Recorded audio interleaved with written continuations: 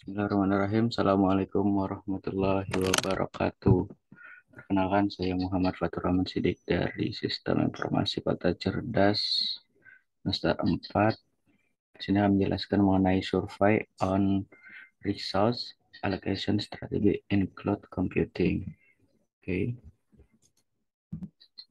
Nah, alokasi sumber alokasi sumber daya atau disingkat dengan RA adalah proses menetapkan sumber daya yang tersedia untuk aplikasi cloud yang dibutuhkan melalui internet. Alokasi sumber daya membuat layanan pelapar jika alokasi tidak dikelola dengan tepat. Penyediaan sumber daya memecahkan masalah itu dengan mengizinkan penyedia layanan mengelola sumber daya untuk setiap modul individual. Resource Allocation Strategy atau disebut dengan RAS adalah semua tantangan mengintegrasikan aktivitas penyedia cloud untuk memanfaatkan dan mengalokasikan sumber daya yang langka dalam batas lingkungan cloud untuk memenuhi kebutuhan aplikasi cloud. Ini membutuhkan jenis dan jumlah sumber daya yang dibutuhkan oleh setiap aplikasi untuk menyelesaikan pekerjaan pengguna. Oke, jadi sumber daya atau RA itu adalah proses penetapan sumber daya untuk alokasi aplikasi cloud yang dibutuhkan melalui internet. Oke, selanjutnya ada alokasi sumber daya sadar topologi atau disingkat dengan TARA. Nah, berbagai jenis mekanisme alokasi sumber daya ini diusulkan di cloud yang disebutkan dalam mengusulkan arsitektur untuk alokasi sumber daya yang dioptimalkan dalam sistem cloud berbasis infrastruktur as a service atau LaaS. Sistem LaaS atau disebut dengan LaaS ini saat ini biasanya tidak menyadari persyaratan aplikasi yang dihostingnya dan karena itu pengalokasian sumber daya secara independen dari kebutuhan. Nah, yang secara signifikan dapat mempengaruhi kinerja untuk aplikasi intensif data terdistribusi. Nah, untuk mengatasi masalah alokasi sumber daya ini, sebuah situs yang mengadopsi metodologi bagaimana jika untuk memadu keputusan alokasi yang diambil oleh yang diusulkan. Nah, itu menggunakan mesin prediksi dengan simulator ringan untuk memperkirakan kinerja alokasi sumber daya yang diberikan dan algoritma genetika untuk menentukan solusi yang dioptimalkan dalam ruang pencairan yang besar. Nah, hasil menunjukkan bahwa Tara itu mengurangi waktu penyelesaian pekerjaan dari aplikasi ini hingga 59%. Nah, jika dibandingkan dengan kebijakan alokasi internal aplikasi lain. Jadi, secara singkatnya, Tara ini bisa menyelesaikan dalam pekerjaan kita dari aplikasi lain hingga 59%. Oke, di sini kita masuk ke yang pertama, arsitektur Tara. Nah, Tara itu terdiri dari dua komponen utama, yaitu mesin prediksi. Nah, mesin prediksi dan teknik pencairan berbasis algoritma genetika yang cepat. Oke, nah mesin prediksi itu adalah entitas yang bertanggung jawab untuk mengoptimalkan sumber alokasi sumber daya. Nah, ketika permintaan sumber daya, maka mesin prediksi itu beralih melalui kemungkinan sukses dari sumber daya yang tersedia, yaitu setiap subset yang berada dikenal dengan kandidat dan mengidentifikasi alokasi yang mengoptimalkan perkiraan waktu penyelesaian pekerjaan. Oke, di sini ada strukturalnya. Pertama itu ada objective functionnya, aplikasi deskripsinya, dan available resource-nya. Nah, terus masuk ke predicate ininya, terus di resource allocation, dan baru kita bisa jalankan aplikasi. Oke, yang kedua di sini ada mesin prediksi. Nah, mesin prediksi ini memetakan kandidat alokasi sumber daya ke sektor pengukur, itu pengukur kebugaran. Nah, mereka sehubungan dengan fungsi tujuan yang diberikan. Nah, sehingga Tara itu dapat membandingkan dan memberi peringatan kandidat yang berbeda. Nah, input yang digunakan dalam proses scoring itu dapat dilihat dari gambar sebelumnya ya tadi. Nah, di sini ada sistem yang namanya itu scoring tadi ya, scoringnya. Nah, terus lanjut yang ketiga itu ada fungsi dan tujuannya. Nah, fungsi tujuan menentukan matriks yang harus dioptimalkan di Tara. Nah, misal nih, dengan meningkatkan biaya dan kelangkaan daya di pusat data. Nah, fungsi tujuan itu dapat mengukur peningkatan penggunaan daya karena alokasi tertentu. Dan terakhir di sini ada deskripsi aplikasi. Nah, deskripsi aplikasi terdiri dari tiga bagian. Yang pertama, jenis kerangka kerja yang mengidentifikasi model kerangka kerja yang akan digunakan. Yang kedua, parameter spesifik beban kerja yang menjelaskan penggunaan sumber daya aplikasi tertentu. Dan yang ketiga itu permintaan sumber daya termasuk jumlah VM, penyimpanan, dan lain-lain. Oke. Nah, yang kelima adalah sumber daya yang tersedia. Oke. Input terakhir yang diperlukan oleh mesin prediksi dalam snapshot yaitu sumber daya dari pusat data LAS. Nah, ini termasuk adalah informasi yang berasal dari lapisan virtualisasi dan layanan pemantauan LAS. Nah, informasi yang dikumpulkan berkisar dari daftar server yang tersedia, beban saat ini, dan kapasitas yang tersedia dari masing-masing server hingga topologi pusat data dan pengukuran terbaru dari bandwidth yang tersedia pada setiap tautan jaringan. Oke. Yang kedua, di sini ada strategi penjadwalan linear untuk alokasi sumber daya. Nah, pertama kita pasti mempertimbangkan waktu prosesnya. Yang kedua itu ada pemanfaatan sumber daya berdasarkan penggunaan CPU. Yang ketiga penggunaan memori. Dan yang terakhir itu throughput-nya. Nah, lingkungan cloud dengan node layanan untuk mengontrol semua klien request. Nah, ini dapat memberikan pelayanan yang maksimal pada semua klien. Nah, jadilah penjadwalan sumber daya dan tugas secara terpisah ini melibatkan lebih banyak waktu tunggu dan waktu proses algoritma.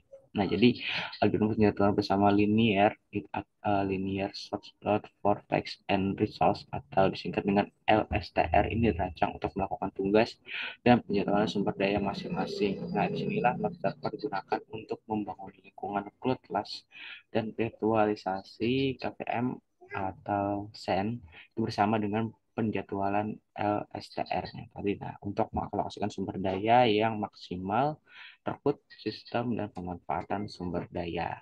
Oke. Nah, di sini ada algoritma. Nah, algoritma yang pertama yaitu permintaan dikumpulkan antara setiap yang telah ditentukan dalam selang waktu. Yang kedua ada pengumpulan sumber daya. Ini kita sebut dengan RI. Jadi di situ ada bergerak R1, R2, R3, dan seterusnya. Terus ada permintaannya. Permintaannya kita sebut dengan RQI. Di sini ada RQI, ada RQ1, RQ2, RQ3, dan seterusnya. Terus yang keempat ada hitung ambangnya, itu statis dari awalnya. Terus TH-nya itu sama dengan RI tadi. Dan yang keenam itu urutan setiap array A dan B itu tidak sortir. Dan urutan A dan B.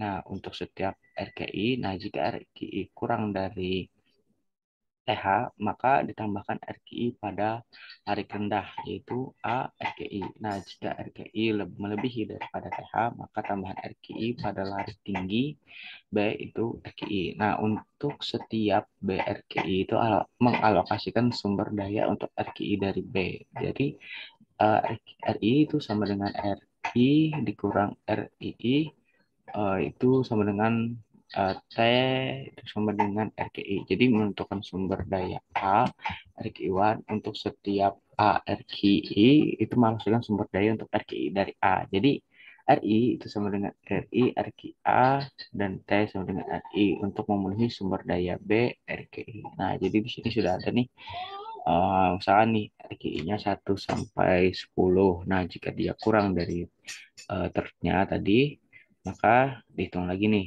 di sini.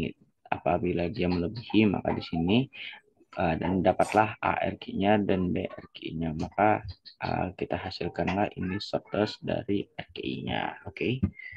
Nah, terus lanjut di alokasi sumber daya dinamis untuk data paralel pengolahan. Nah, alokasi sumber daya dinamis untuk data paralel yang efisien, pemrosesan perkenalan kerangka, pemrosesan baru dirancang secara eksplisit. Nah, untuk lingkungan cloud yang disebut dengan Nefele. Nah, Nefele ini adalah kerangka pemrosesan data pertama yang menyertakan kemungkinan pengalokasian atau penurunan secara dinamis, mengalokasikan sumber daya komputasi yang berbeda dari CLUD dalam penjadwalannya selama eksekusi pekerjaan. Di sini ada yang pertama itu arsitektur Nefele. Nah, jadi arsitektur Nevelenya itu mengikuti pola master pekerja klasik seperti yang diilustrasikan pada gambar. Nah, sebelum mengirimkan tugas komputasi, Nevela ini penggunaan harus mulai dari VM di cloud yang menjalankan apa yang disebut dengan job manager atau JIM. Nah, jadi manajer pekerjaan menerima pekerjaan klien dan bertanggung jawab untuk menjadwalkannya. Nah, dan mengkoordinasikan pelaksanaannya. Jadi dia ini manajer pekerjaan ini itu yang menerima pekerjaan dari klien dan juga dia bertanggung jawab untuk jadwal dan koordinasi dari pelaksanaannya. Oke, terus dia mampu berkomunikasi dengan antarmuka yang disediakan operator cloud untuk mengontrol dari instansiasi dari VM tadi. Nah, di sini kami menyebutnya adalah antarmuka, ini disebut dengan cloud controlling. Melalui cloud controller atau pengelolaan pekerjaan dapat mengalokasikan atau membatalkan alokasi VM sesuai dengan fase eksekusi pekerjaan saat ini. Nah, jadi di sini ada yang namanya cloud controller tadi. Oke, di sini ada klien. Jadi volume internet ini adalah jaringan internetnya. Jadi dari klien ini masuknya ke GM yaitu job manager. Nah, dari job manager tadilah dia memvirtualisasi network dari masuk ke TMCM, TM1, 2, 3 sampai ke 4 dan persentase dari storage-nya itu seperti apa. Oke, lanjut. Sini ada dua yaitu deskripsi pekerjaan. Pekerjaan di Navigate itu dinyatakan sebagai grafik asklik terarah atau dark. Nah, jadi setiap simpul dalam grafik mewakili tugas dari keseluruhan pekerjaan pemrosesan, tapi grafik menentukan aliran komunikasi antar tugas-tugas ini. Parameter deskripsi tugas itu berdasarkan pada kriteria berikut. Yang pertama adalah jumlah subtugasnya. Yang kedua, berbagi data antar instance tugas. Yang ketiga, ada jenis intensnya dan jumlah dari subtugas per instance. Oke, di sini ada grafik pekerjaan. Nah, setelah grafik pekerjaan ditentukan, maka penggunaan mengirimkan ke manajer pekerjaan bersama dengan kredensial yang diperolehnya dari operator code-nya tadi. Jadi, kredensial ini diperlukan untuk manajer pekerjaan harus mengalokasikan atau mengalihkan alokasi instan selama pelaksanaan pekerjaan atas nama pengguna. Oke, kita masuk ke keuntungan dan keterbatasan alokasi dari sumber daya. Yang kita masuk yang pertama adalah keuntungan. Keuntungan yang pertama, manfaat terbesar dari alokasi sumber daya adalah penggunaan ini tidak perlu menginstal perangkat lunak maupun perangkat keras untuk mengakses aplikasi, pengembangan aplikasi, dan menghosting aplikasi melalui internet. Yang kedua, manfaat utama berikutnya adalah tidak ada batasan tempat dan media. Di sini kita dapat menjangkau aplikasi dan data di mana saja di dunia pada sistem apapun. Yang ketiga, di sini penggunaan tidak perlu mengeluarkan biaya untuk sistem perangkat keras dan perangkat lunak. Dan yang terakhir di sini ada penyediaan cloud, itu dapat berbagi sumber daya mereka melalui internet selama kelangkaan sumber daya. Oke. Di sini ada keterbatasannya dari pengelolaan alokasi sumber daya tadi. Yang pertama, karena penggunaan menyewa sumber daya dari server jarak jauh untuk tujuan, maka mereka tidak memiliki kendali atas sumber daya mereka. Yang kedua, ini masalah migrasi. Nah, ketika penggunaan ingin beralih ke beberapa penyedia lain untuk penyimpanan data mereka yang lebih baik, maka ini tidak mudah untuk mentransfer data besar dari satu penyedia ke penyedia lainnya. Jadi di sini untuk masalah migrasi atau berpindah dari satu ke yang lain itu jadi susah ya, karena yang tersedia itu besar. Oke, yang ketiga di sini di cloud public. Oke, di sini ada data klien itu dapat rentan terhadap serangan peretasan atau phishing karena di server di cloud itu saling terhubung. Jadi malware itu mudah menyebar. Nah, terus perangkat viral seperti printer atau pemindai mungkin tidak dapat berfungsi dengan cloud. Jadi banyak dari mereka itu memerlukan perangkat lunak untuk diinstal secara lokal. Jadi viral jaringan memiliki lebih sedikit masalah. Nah, jadi yang terakhir juga pengetahuan yang lebih banyak dan lebih mendalam diperlukan untuk mengalokasikan dan mengelola sumber daya di cloud. Nah, karena semua pengetahuan tentang cara kerja cloud terutama bergantung pada penyediaan layanan cloud. Dan terima kasih dari saya, salah hilap, mohon maaf. Wassalamualaikum warahmatullahi wabarakatuh.